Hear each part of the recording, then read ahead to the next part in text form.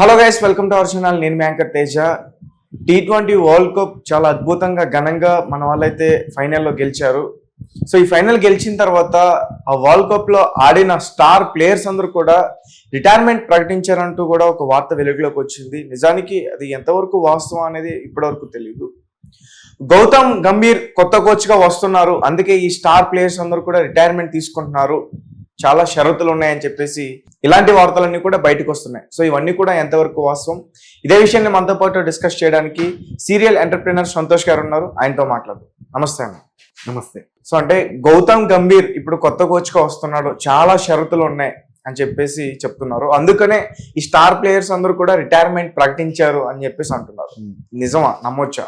Gautam Gambhir coach గా వస్తున్నాడు, ఈ షరతులు వీటి గురించి మాట్లాడాలంటే ముందు మనము ఈ T20 వరల్డ్ కప్ విజయాన్ని, అదొక గొప్ప విజయం. Okay, first of all we will have to congratulate entire team India and even entire Indians. Indians అందరికీ కంగ్రాచులేషన్స్ చెప్దాం. సో ఈ T20 వరల్డ్ కప్ సీజన్ మొత్తం అబ్జర్వ్ చేసుకుంటే చాలా విషయాలను అబ్జర్వ్ చేయొచ్చు. లైక్ ఏంటి అంటే ఒక్క గేమ్ కూడా ఓడిపోలేదు ఇండియా. మొత్తం అన్ని గేమ్స్ విన్ అయింది. ఓకే, సో ఒక్క గేమ్ కూడా ఓడిపోకుండా ఎంటైర్ సిరీస్ ని గెలుచుకొని వచ్చింది. అదొక అద్భుతమైన విజయం. అదే విధంగా నేను ఇంతకుముందు ఇంటర్వ్యూలో కూడా చెప్పాను, మనం ఏదైతే ఈ క్రికెటర్స్ వీటిలో ఇన్వెస్ట్ చేస్తున్నా స్టార్టప్స్ లో అనుకున్నప్పుడు మనం డిస్కస్ చేయాల్సి వస్తే, ఈ సీజన్లో T20 సీజన్లో స్టార్ ప్లేయర్స్ ఆడలేకపోతున్నారు అని చెప్పేసి. ఇన్ఫాక్ట్ కోహ్లీ మీద కొన్ని వార్తలు వచ్చినాయి. కోహ్లీ ఆడలేకపోతున్నాడు అనేది వచ్చినప్పుడు రోహిత్ శర్మ సపోర్ట్ చేశాడు. కోహ్లీ ఫైనల్ కోసం ఆయన ఎనర్జీస్ అంతా స్టోర్ చేసి పెట్టుకుంటున్నాడు, డిపాజిట్ చేసి పెట్టుకుంటున్నాడు అని చెప్పేసి. In fact Kohli is the game changer in final. Kohli లేకపోతే డెఫినెట్లీ మనం we would have lose the game. In fact ఎందుకంటే మీరు ఫస్ట్ 5 ఓవర్స్ తీసుకుంటే, ఫస్ట్ 5 to 6 ఓవర్స్లో 30 రన్స్కి 3 వికెట్స్ ఉంది స్కోర్. సో అక్కడి నుంచి 175 స్కోర్కి తీసుకురావడానికి అతను చేసిన 76 స్కోర్ ఏదైతే ఉందో అది చాలా బిగ్గెస్ట్ కాంట్రిబ్యూషన్. అతనితో పాటు డెఫినెట్లీ ఏంటి అని అంటే దూబేని కూడా మనము, Akshar Patel and Dube, they have played well. In fact ఏంటంటే దూబే లాస్ట్ 2 గేమ్స్ మాత్రమే మంచిగా ఆడింది, అంతకుముందు అంతా ఫెయిల్ అయ్యాడు. అదే విధంగా కోహ్లీ కూడా చాలా అన్ని గేమ్స్ ఫెయిల్ అయ్యాడు, ఫైనల్లో మాత్రమే ఖచ్చితంగా పికప్ అయ్యాడు. సో డెఫినెట్లీ ఏంటంటే ఈ సిరీస్ మొత్తం కూడా ఏంటి అని అంటే ఒక వింత అనుభవాలే జరిగినాయి డెఫినెట్లీ. సో అయితే మీరు అన్నట్టు ఎస్, కోహ్లీ ఎమోషనల్ అయ్యాడు. కోహ్లీ అనే కాదు, మొత్తం ఎంటైర్ టీమ్. మీరు వైస్ కెప్టెన్ హార్దిక్ పాండ్యాని చూస్తే ఈ వాజ్ ఇన్ టీయర్స్. ఎందుకంటే ఆయన లైఫ్ ఈవెంట్స్ కొన్ని చాలా ఇబ్బంది పడ్డాడు. ఐపీఎల్కి ముందు, డ్యూరింగ్ ఐపీఎల్ అతన్ని డివోర్స్ న్యూస్ కానీ దానివల్ల చాలా ఇబ్బంది పడ్డాడు. అదేవిధంగా ఏంటి అని అంటే గుజరాత్ని వదిలిపెట్టేసి వచ్చి ముంబై కెప్టెన్సీ తీసుకున్న తర్వాత అతన్ని ట్రోల్ చేయడంతో చాలా ఇబ్బంది పడ్డాడు. అదేవిధంగా ముంబై కూడా పర్ఫామ్ చేయకపోవడం వల్ల ఆ ట్రోల్స్ ఇంకా పెరిగినాయి. అతన్ని ఇండియా టీంకి సెలెక్ట్ చేసిన విధానాన్ని కూడా, సెలెక్ట్ చేయడాన్ని కూడా చాలా మంది అపోజ్ చేశారు. అతను ఫెయిల్ అవుతున్నాడు అయినా ఎందుకు సెలెక్ట్ చేశారు అనే దీన్ని డెఫినెట్లీ ప్రజలంతా వ్యతిరేకించారు. But still he did excellent. అవును, ఈవెన్ ఫైనల్లో ఆయన కాంట్రిబ్యూషన్ చాలా ఉండింది. సో ఇలా స్టార్ ప్లేయర్స్ ఎవరైతే ఉన్నారో వాళ్ళ తాహతకు తగ్గట్టు డెఫినెట్లీ కాంట్రిబ్యూట్ చేశారు ప్రతి ఒక్కరు. అందరూ ఎమోషనల్ అయ్యారు. అందరి మీద కూడా ఏంటి అని అంటే, మీరు ఎమోషనల్ అవ్వడానికి చాలా రీజన్స్ ఉన్నాయి, పర్సనల్ రీజన్స్ ఉన్నాయి, టీమ్ రీజన్స్ కూడా ఉన్నాయి. వరల్డ్ కప్ మనది, వన్డే వరల్డ్ కప్ మనది ఇన్ఫాక్ట్. కాకపోతే ఆస్ట్రేలియా ఎగరేసుకుపోయింది. సో ఆ సిచ్యుయేషన్ లో ప్రతి ఒక్కరు కూడా ఏంటి అని అంటే, అక్రాస్ ఇండియా క్రికెట్ అభిమానులు ఎవరైతే ఉన్నారో బాగా హర్ట్ అయ్యారు. ఈవెన్ మన ప్లేయర్స్ కూడా బాగా హర్ట్ అయ్యారు. సో ఖచ్చితంగా T20 వరల్డ్ కప్ ని వదులుకోవద్దు అనే దీన్ని డెఫినెట్లీ ప్రతి ఒక్కరు క్యారీ చేశారు. సో అది ఆ విన్నింగ్ మూమెంట్ ని ప్రతి ఒక్కరు కూడా ఎమోషనల్ గా తీసుకున్నారు. సో ఆ ఎమోషనల్ లోనే విరాట్ కోహ్లీ ఏం చేశాడు, ఇంతకంటే బెస్ట్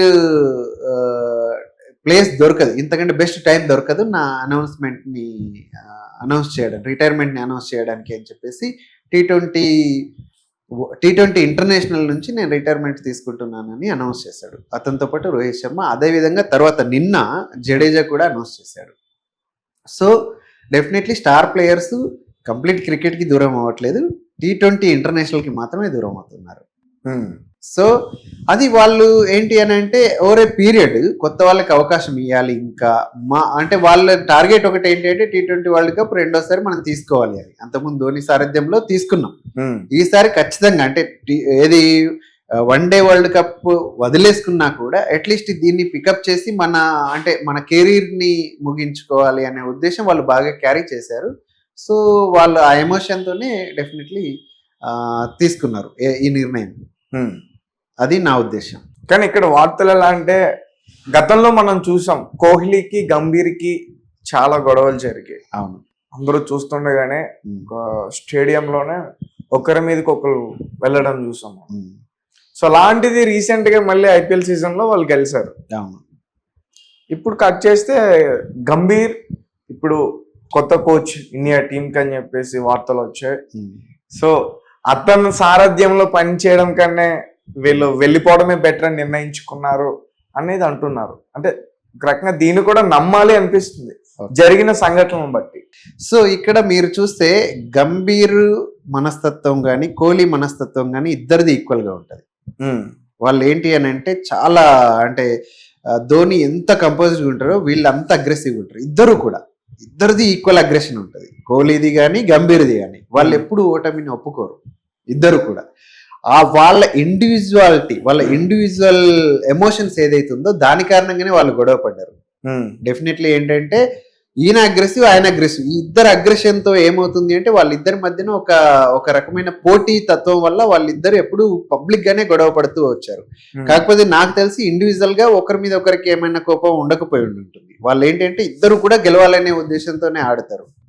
అందువల్ల మీరు ఇద్దరిని ఇండివిజువల్ గా వాళ్ళిద్దరు కొట్లాడుకోవడం అనేది పక్కన పెడితే ఇండివిజువల్ గా చాలా సార్లు చూస్తే విపరీతమైన అగ్రెషన్ తో కోహ్లీ ఉంటాడు. అతను ఓటమిని ఎప్పుడు ఒప్పుకోడు. సేమ్ లైక్ గంభీర్ కూడా అలాంటి మనస్తత్వం, ఆయన కూడా ఓటమిని ఒప్పుకోడు, చాలా ఎదిగి తీసుకుంటాడు ఆయన. సో అందువల్ల మాత్రమే వాళ్ళిద్దరు పోటీ పడ్డప్పుడు వాళ్ళిద్దరికి మధ్యన గొడవలు జరిగినాయి. కాకపోతే డెఫినెట్లీ ఏంటంటే ఈ ఐపీఎల్ సీజన్ లో వాళ్ళిద్దరు కలిసిపోయారు, ఒకరికొకరు సారీ చెప్పుకున్నారు. మళ్ళీ తర్వాత ఇలా కాదు, మనం ఒక కంప్లీట్ ఇండియాని మనం లీడ్ చేస్తున్నప్పుడు మనం ఖచ్చితంగా ఇలాంటి గొడవల్ని మనము ప్రజలకి చూపించొద్దు, ఖచ్చితంగా కలిసిపోవాలనే ఉద్దేశాన్ని వాళ్ళు నిర్మించుకున్నారు, తర్వాత కలిసిపోయారు. సో ఇక్కడ మీరు చెప్తున్నట్టు గంభీర్ కోచ్ గా వస్తున్నాడు కాబట్టి వీళ్ళు రిటైర్మెంట్ ప్రకటించారు అనే విషయాన్ని నేనైతే డెఫినెట్లీ ఒప్పుకోను. ఎందుకంటే గంభీర్ కి కోహ్లీకి మాత్రమే గొడవ అయింది ఇన్ఫాక్ట్ మనం రికార్డ్స్ చూస్తే. కానీ జడేజాకి కానీ రోహిత్ శర్మకి కానీ అలాంటి సందర్భాలు ఏం లేవు. కానీ వీళ్ళు కూడా ప్రకటించారు కదా. సో గంభీర్ వస్తున్నాడు కాబట్టి వీళ్ళు ప్రకటించారు అనే విషయంలో వాస్తవం లేదు అని నేను నమ్ముతున్నాను. అదేవిధంగా గంభీర్ వచ్చే విషయానికి వస్తే ఇప్పుడు మీరు ఈ ఎమోషన్ మనం ఏదైతే డిస్కస్ చేసుకున్నామో ఈ విజయాన్ని ఎవరెవరు ఎలా ఆస్వాదించారు, ఎంత ఎమోషనల్ అయ్యారు అనే దాని విషయానికి వస్తే రాహుల్ ద్రవిడ్ గురించి ఎక్కువ మాట్లాడుకోవాలి మనం. Rahul Dravid is actually a very good coach. Okay, ఆయన వీళ్ళలో చాలా చాలా టీమ్ స్పిరిట్ ని నింపాడు. మీరు చూస్తే Rahul Dravid one day international world cup ఓడిపోయినప్పుడు కూడా ఆయనే కోచ్, టీ20 వరల్డ్ కప్ కి కూడా ఆయనే కోచ్. అప్పుడు ఓడిపోయినప్పుడు ప్రెస్ మీట్ కి రోహిత్ శర్మని పంపిలే, ఆయనే వచ్చి ఆన్సర్ చేశాడు, అది నా బాధ్యత అని చెప్పేసి. That is what is leadership. ఆయన ఎక్సలెంట్ లీడర్షిప్ స్కిల్స్ ని క్యారీ చేస్తాడు రాహుల్ ద్రవిడ్. ఇప్పుడు గెలిచిన తర్వాత రోహిత్ శర్మని పంపించాడు ప్రెస్ మీట్ కి. This is your win.